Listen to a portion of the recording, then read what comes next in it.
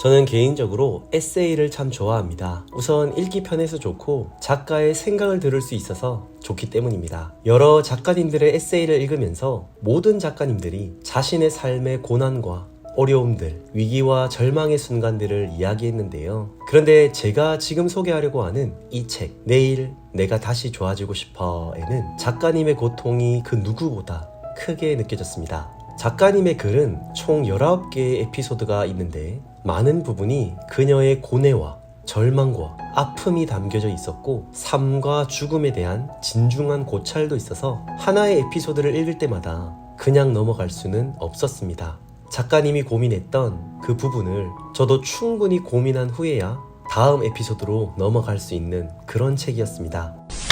이 책은 황유나 작가님의 솔직 담백한 자신의 경험담을 굉장히 직설적으로 쓰여져 있는데요. 내용도 내용이지만 굉장히 글을 잘 쓰셨습니다. 필력이 엄청납니다. 그만큼 책이 정말 잘 읽혀졌는데요. 작가님의 이력을 보면 카드회사, 증권회사, 패션회사, 또 그 외 다양한 회사에서 다양한 업종으로 약 13년간 마케터로 근무를 하신 분인데요. 내용 자체도 놀랍지만 그 내용을 굉장히 잘 쓰신 이분은 진짜 프로다 라는 생각이 들었습니다. 내일 내가 다시 좋아지고 싶어는 쉽사리 꺼내기 힘든 에피소드들이 좀 많다는 것이 특징인데요. 자신의 상처와 아픔을 글로 다 보여줘서 놀라웠습니다. 책을 읽는 동안 작가님의 한숨과 눈물이 느껴졌습니다. 그래서 만약 황유나 작가님을 만난다거나 그녀와 소통할 기회가 있다면 진심을 다해서 그동안 정말 고생 많으셨다고, 얼마나 마음이 힘드셨겠냐며 조심스레 위로의 말씀을 드리고 싶다는 생각을 계속하며 읽었습니다. 그만큼 이 책은 저에게 공감이 되었습니다. 그렇게 저에게는 의미가 있는 책이 된 내일 내가 다시 좋아지고 싶어를 여러분들에게 추천드립니다. 우선 이 책을 펴고 읽는데 첫 번째 이야기부터 살벌했습니다. 옆집 이웃이 자살하는 것을 본 이야기였는데요. 책의 겉표지는 전혀 그렇게 보이지 않는데 첫 시작부터가 무슨 영화나 드라마에서나 나올 법한 그런 충격적인 일을 황유나 작가님은 직접 경험했습니다. 저는 책을 읽으면서도 너무 놀라서 시작부터 가슴이 너무 빠르게 뛰었습니다. 첫 번째 에피소드를 읽으면서 저의 마음도 작가님이 가졌던 마음처럼 그 이웃은 왜 그런 극단적인 선택을 했을까 하는 마음에 안타깝게 책을 읽었습니다. 저는 첫 번째 에피소드를 읽으면서 와, 이 책 보통이 아닌데? 라는 생각이 들었습니다. 워낙 글을 잘 쓰셔서 그런가 인생 정말 다이나믹하게 사신 누나가 자기 인생 이야기를 편하게 그리고 덤덤하게 말해주는 듯한 그런 느낌이 들었습니다. 그만큼 글은 술술 잘 읽혀졌지만 그 내용이 결코 가볍지 않았습니다. 정말 충분히 읽어볼 만한 글들이었습니다. 인생을 배운다는 것이 이런 것인가 하는 생각도 들었습니다. 다시 첫 번째 에피소드로 돌아가 보면 옆집 이웃의 비참한 마지막을 보고 난 이후 황유나 작가님은 이렇게 말합니다. 다른 사람의 인생에 섣불리 손을 내민다는 것은 기만일 것이다. 그런데도 누군가에게 내가 있어서 또 내가 봐주고 있어서 그가 미소를 짓는다면 그것만으로도 서로에게 의지가 되지 않을까? 한 사람의 좋은 친구로서, 따뜻한 선배로서, 아픔도 함께 품어주는 지인으로서 곁에 남아있고 싶다. 좋은 점을 일깨워주는 것, 토닥이며 문득 안부를 묻는 것, 그리고 끄덕이며 공감해주는 것, 이것이 내가 할 수 있는 최소한 구원이다. 나와 그들을 위한.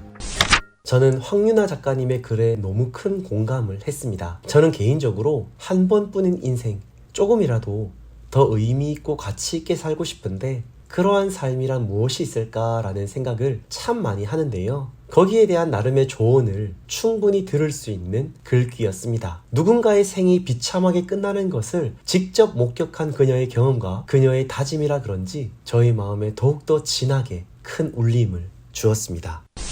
이 외에도 황유나 작가님은 인생에 대한 고찰이 많은데 우리네 인생이 만약 한 편의 드라마라면 그 속엔 당연히 주인공, 주연이 있지만 그 외에 조연도 있고 악역도 있고 또 스치는 행인의 역할을 맡은 엑스트라도 있음을 말하는데요. 여기서 중요한 것은 내가 어떤 역할을 맡았느냐가 아니라 내가 맡은 역할이 무엇이든 주어진 역할에 충실하자는 내용이었습니다. 사실 우리가 드라마나 영화를 보다 보면 모든 작품에서 주인공만 빛나는 것은 아니잖아요.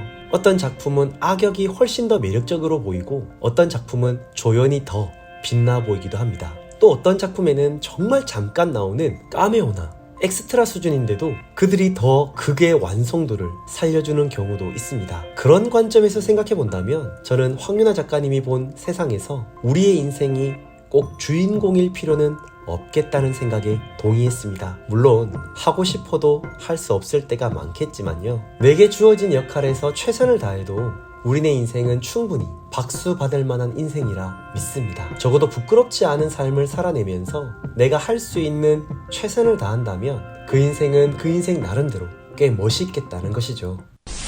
황윤아 작가님의 글을 읽으면서 계속 느끼는 것은 우리의 인생은 참 소중하다는 것입니다. 그러니 이 소중한 하루를 그냥 허투루 쓰기에는 너무 아깝게 느껴졌습니다. 잘 살아야지, 더 열심히 살아봐야지 하는 마음이 계속해서 제 마음에 요동을 쳤습니다. 그런데 한편으로는 이 책을 읽으면서 이런 질문이 들었습니다. 우리의 인생은 정말 소중한데 우리 인생의 모든 부분이 다 소중한가? 무슨 말이냐면요. 우리 인생에서 지우고 싶은 그 순간도, 우리 인생에서 제발 없었으면 하는 그 순간도 다 우리 인생에 있어 소중하냐는 것이죠. 황윤아 작가님은 저의 이런 질문에 대해서 역시 덤덤하게 자신의 대답을 이어갑니다. 제가 첫 번째 에피소드 다음으로 너무 큰 충격을 받으며 읽었던 에피소드는 작가님이 직장 상사로부터 성폭행을 당했던 내용입니다. 작가님의 글 속에서 그때의 상처와 아픔이 고스란히 느껴졌습니다. 작가님에게 잊을 수 없는 치욕과 고통을 안겨줬던 그 사람은 끝까지 사과를 하지 않았다고 합니다.